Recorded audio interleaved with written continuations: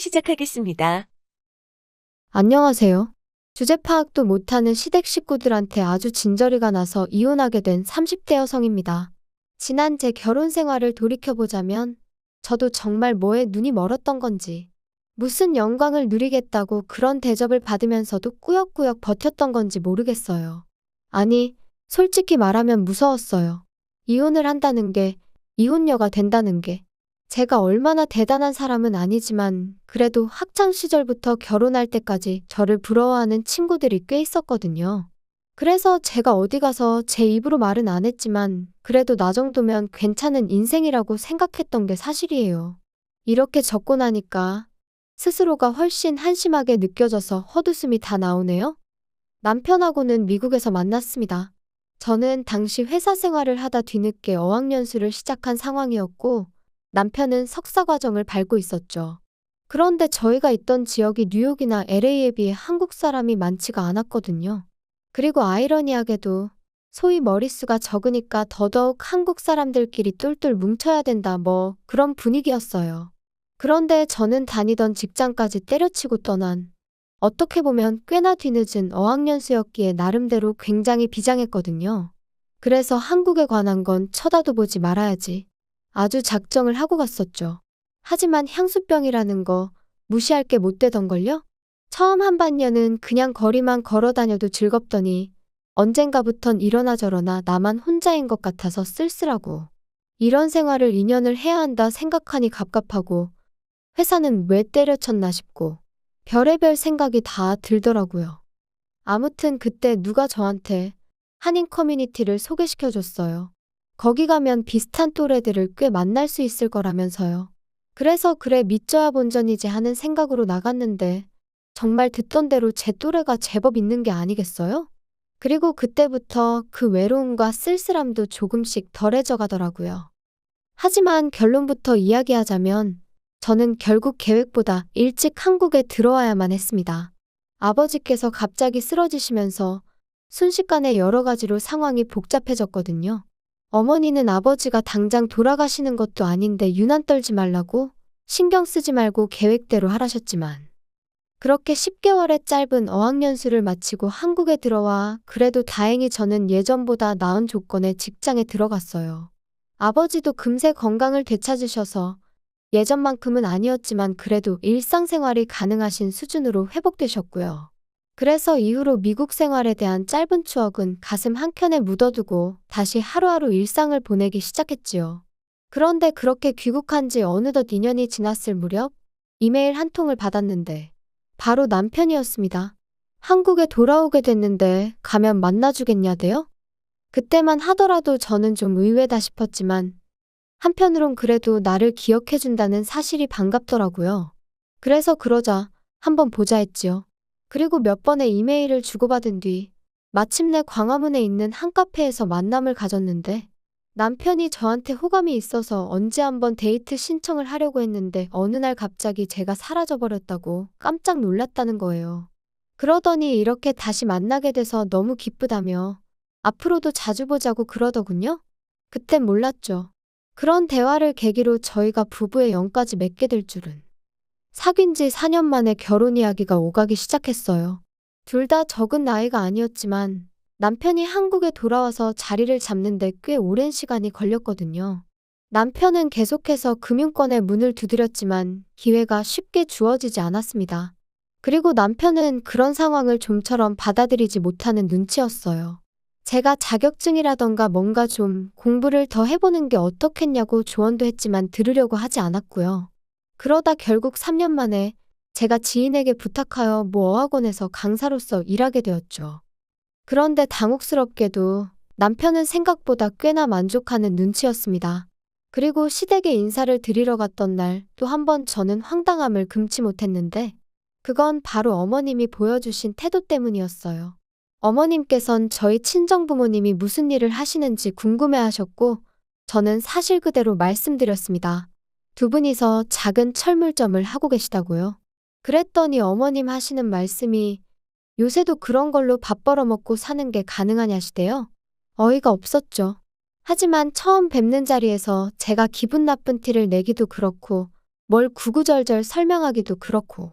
그래서 그냥 두 분 노후 준비는 되어 계시다는 정도로 적당히 대답했어요. 그런데 어머님은 제 대답은 듣지도 않으시고 이 집안 그러니까 시댁 말이에요. 레벨이 다르답니다. 교육자 집안이라고요? 그런데 알고 보니까 아버님은 학교 행정실에서 근무하셨는데 당시 불리시던 호칭이 행정실 선생님이었기에 선생님이다. 그러니까 교육자다 이거였고 어머님은 젊은 시절에 방문교사를 하셨었다대요. 여기서 잠깐 제가 직업에도 급이 있다 그런 얘기를 하는 건 절대 아닙니다. 다만 어머님이 너무 스스로를 시댁 식구들을 과대평가하고 있었다는 걸 말씀드리는 거예요.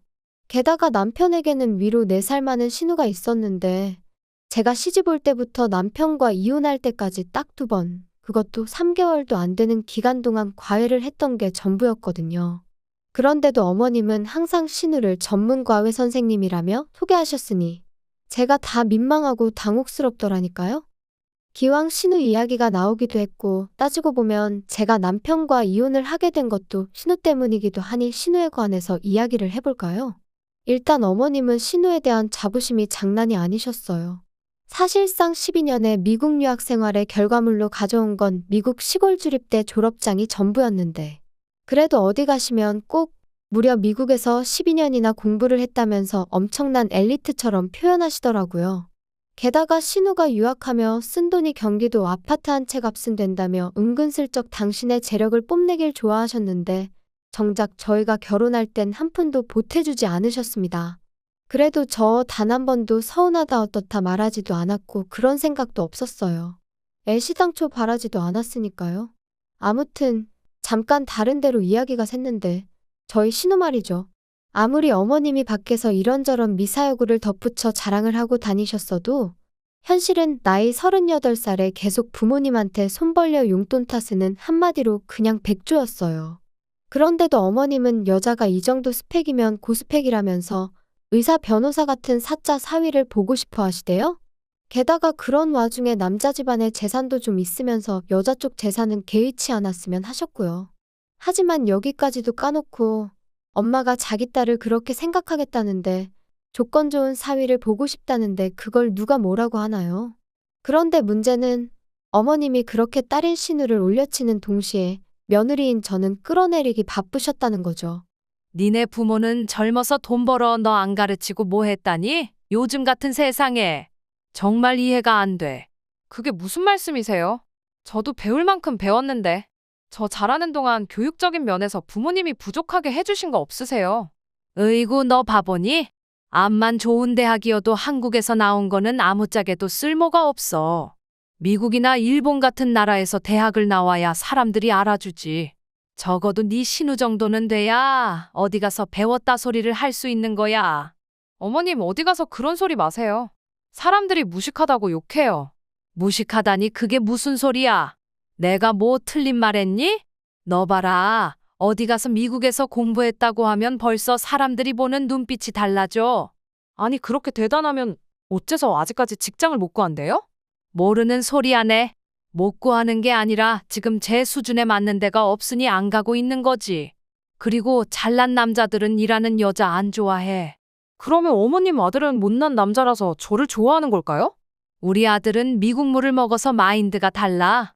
어머님과의 대화는 늘 이런 식이었고 이러니 말 그대로 무슨 소통이 가능했겠어요. 그래서 언젠가부턴 막말로 어머님이 뭐라고 떠드시건 간에 그냥 적당히 네네 어머님 말씀이 맞아요 하고는 한 귀로 듣고 다른 한 귀로 흘려버리는 시기였지요. 하지만 급기야 신우까지 나서서 저를 깔보기 시작할 땐 정말 시쳇말로 계급장 떼고 한판 붙었으면 싶더라고요. 올케, 매일 직장 나가는 거 안 피곤해? 정말 너무 지겨울 것 같아. 남들도 다 이렇게 사는데요, 뭐. 적응하면 괜찮아요. 아니, 그렇게 해서 한 달에 한 1,000만 원씩 벌어? 1,000만 원이요? 농담하시는 거죠? 농담 아닌데? 아, 올케는 한국에서 대학을 나왔으니까 좀 다르려나? 신우의 꼴 같지 않은 대학 부심은 이후로도 하루가 멀다 하고 튀어나오기 일쑤였고 결국 참다 못한 저는 친한 친구에게 하소연을 하고 말았습니다.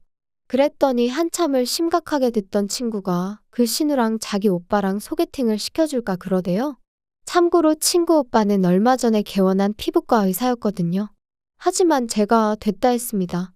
솔직히 말해서 괜히 신우 골탕 먹인다고 그런 일을 벌이는 건 친구 오빠에게도 못할 짓이다 싶었고, 막말로 그러다 둘이 눈이라도 맞으면 그것도 골치가 아프겠다 싶었으니 말이죠. 하지만 친구가 절대로 그럴 리가 없다면서 한번 자리를 만들어 보라고 성하더라고요. 자기가 오빠한테도 잘 설명하겠다면서. 그래서 며칠 고민하다가 에라 모르겠다 싶어서 신우에게 미끼를 던졌습니다. 친한 친구의 오빠인데 이번에 피부과 개원했다. 결혼 상대를 찾고 있는 것 같은데 누구를 소개해줘야 할지 모르겠다. 그러니까 아니나 다를까 어머님도 신우도 눈빛이 달라지더니 저더러 한심하게 왜 멀리서 찾냐. 신우 자리로 딱이다. 그래서 제가 신우더러 근데 그 오빠가 좀 조신한 여자를 좋아하는 것 같다 한마디 해줬거든요. 그랬더니 자기가 뭐가 어때서 남자 비위 맞춰주게 생겼냐고 저한테 한마디 쏘아붙이는데 진짜 저 근거 없는 자신감은 어디서 나오는 건지 짜증이 나대요. 아무튼 그렇게 두 사람이 만났는데 뭐 당연히 신우는 보기 좋게 차여서 집에 왔고 듣자 하니 아주 대성통곡을 했던 모양이에요. 신우가 또 미국에서 몇 년 살고 대학이 어떻고 하며 잘난 체를 해댔던 모양인데 그 친구 오빠도 미국에서 공부를 했었거든요. 그것도 꽤 유명한 학교에서요. 그러니까 아주 신우가 말하는 것마다 태클 걸고 한마디로 왕재수처럼 행동했던 모양입니다. 제 생각보다도 훨씬 못된 소리도 많이 한 것 같아서 솔직히 신우한테 조금 미안한 마음까지 생길 정도였다니까요. 그래도 다행이라고 해야 할지 그 소개팅 이후로 신우는 한동안 풀이 죽어 있었고 덕분에 말도 행동도 전과 달리 좀 조심스러워진 듯 했어요. 하지만 개가 똥을 참냐는 옛말처럼 본성이 쉽게 바뀔 리가 없었죠. 신우의 소개팅이 있고 2달쯤 지났을 무렵 어머님의 생신을 축하하기 위해 온 식구가 모였습니다. 그리고 이런저런 이야기가 오가던 와중에 남편이 뜬금없이 제 사촌오빠 이야기를 꺼내더군요. 남편이랑 사촌오빠가 이따금씩 주식 이야기로 연락을 주고받는 건 알고 있었는데 시댁 식구들 앞에서 이야기를 꺼낼 줄은 몰랐기에 좀 놀랐죠. 남편은 시부모님께 저를 가르키며 민경이 사촌오빠가 사업수완이 보통이 아니다. 이번에 매장을 또 낸다고 하더라. 그리고 저는 괜히 제 어깨가 다 으쓱해지는 기분이었습니다. 그런데 그때 어머님이 대뜸 학교는 어디 나왔냐고 물으시는 거예요. 그런데 저희 사촌오빠가 고졸이거든요. 어려서부터 워낙 차를 좋아해서 고등학교 때부터 차에 관한 기술을 배웠고요.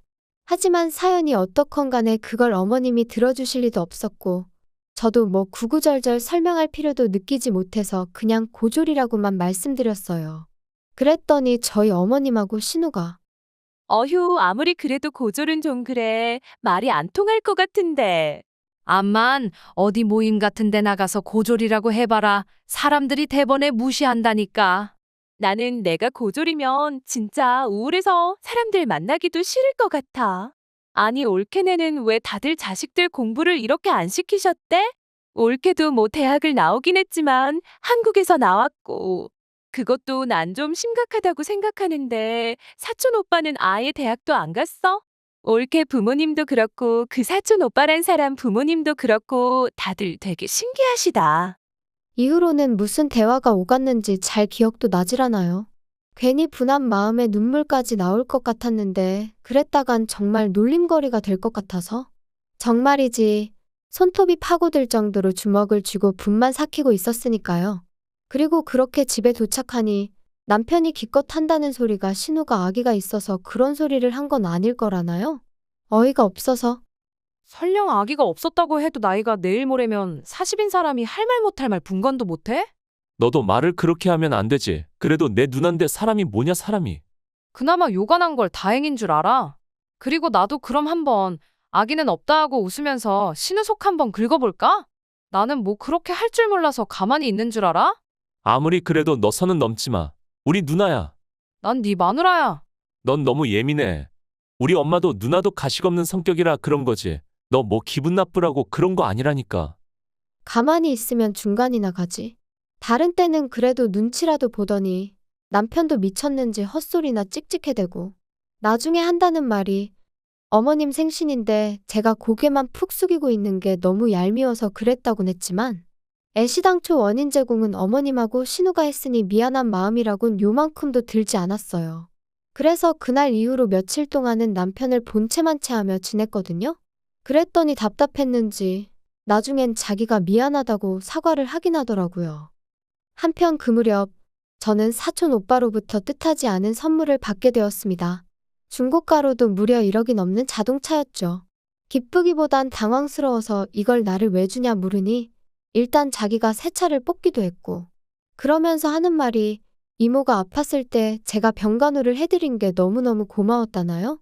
그래서 이런저런 이유로 저한테 주고 싶었다면서 팔고 싶으면 팔아도 된다 그러는데 이걸 받아도 되나 싶어서 결국 이모한테 전화를 했더니 오빠가 준 거니 기분 좋게 받으면 된다 그러시더라고요. 그래서 오빠랑 저랑 한 일주일 정도 실랑이를 한 끝에 제가 타기로 했어요.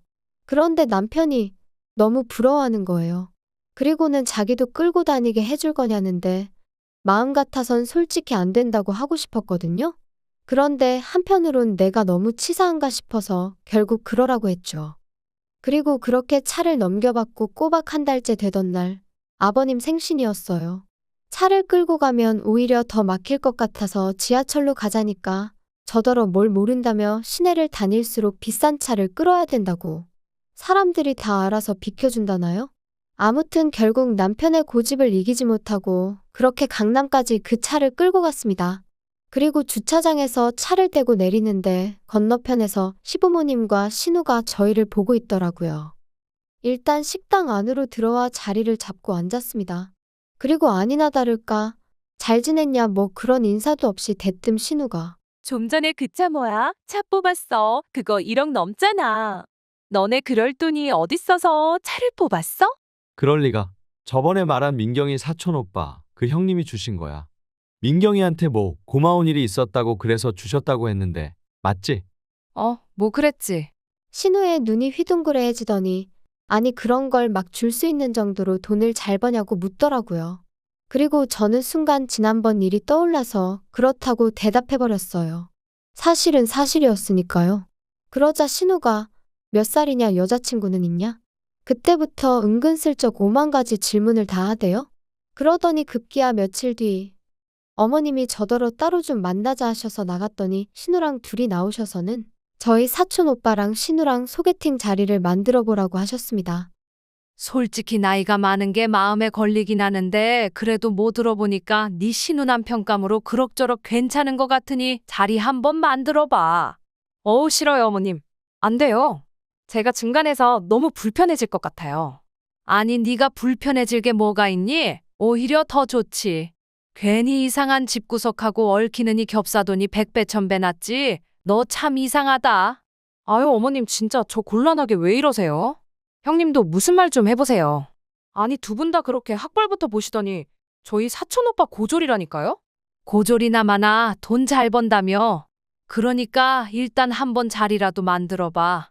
어머님 저 정말 못 들은 걸로 할게요. 그리고 저희 사촌 오빠 눈 높아요. 거기는 학벌만 안 보고 나머지를 다 따져요.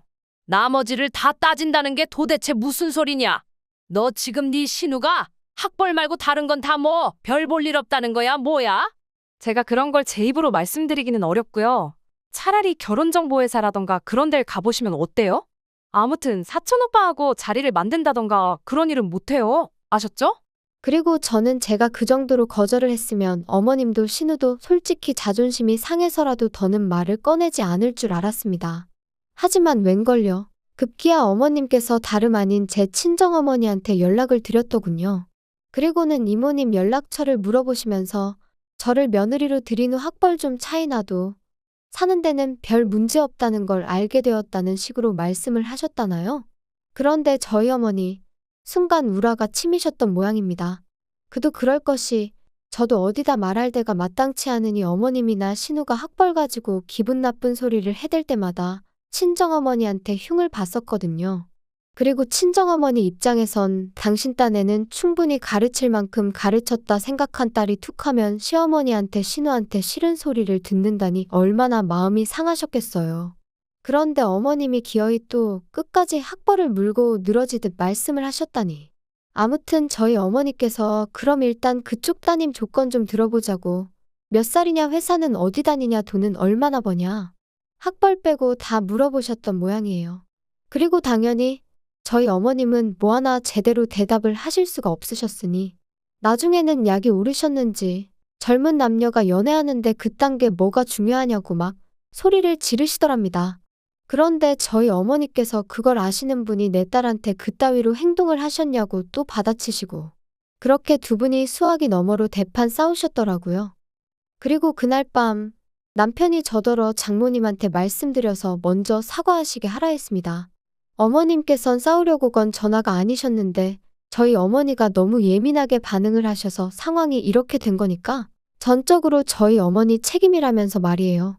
하지만 제 생각은 달랐습니다. 막무가내로 사돈한테 전화해서는 끝까지 학벌을 운운하신 어머님이 이상하신 거다. 그리고 당신은 걸핏하면 의도가 어쩌고 하는데 오해받을 소리를 골라서 하는 것도 대단한 재주라고 비꼬아 버렸네요. 그랬더니 남편이 저더러 심보가 고약하다면서 혹시 자기 누나한테 자격지심 같은 거 있냐 그러는데 어이가 없어서 저도 더는 못 참겠다 싶어서 내가 미쳤냐고, 그 나이 먹고 부모 등골이나 빨아먹는 네 누나가 내가 뭐가 아쉬워서 자격지심을 갖겠냐 했습니다. 오히려 어머님이랑 신우가 다른 사람들한테 자격지심이 있으니까 맨날 학벌 타령이나 하는 거 아니냐고요. 그리고 까놓고 말해서 뭐 얼마나 대단한 학벌이라고 유세냐고 꼴 같지도 않다고 해버렸네요. 그리고 그렇게 한바탕에 막말이 오간 뒤 저희 사이는 급격히 멀어지기 시작했습니다. 솔직히 말하자면 제가 먼저 남편한테 오만정이 떨어져서 그날 이후로는 남편하고 말 한마디 섞기도 싫고 숨소리도 듣기 싫어졌지요. 그래서 조금씩 제 나름대로 거리를 두기 시작했고 남편도 나름 심경에 변화가 있었는지 지난해 여름 자기 짐 챙겨서 본가로 갔어요. 그리고 이후로 3개월의 별거 생활 끝에 저희는 누가 먼저랄 것 없이 이혼하기로 합의를 받고 그렇게 작년 겨울 남남이 되었습니다. 곰곰이 생각해보면 남편하고 저 둘만의 생활은 그렇게 큰 문제가 있던 건 아니었어요. 남편이나 저나 학벌은 큰 관심사가 아니었고 그다지 신경 쓰이는 일이 아니었죠.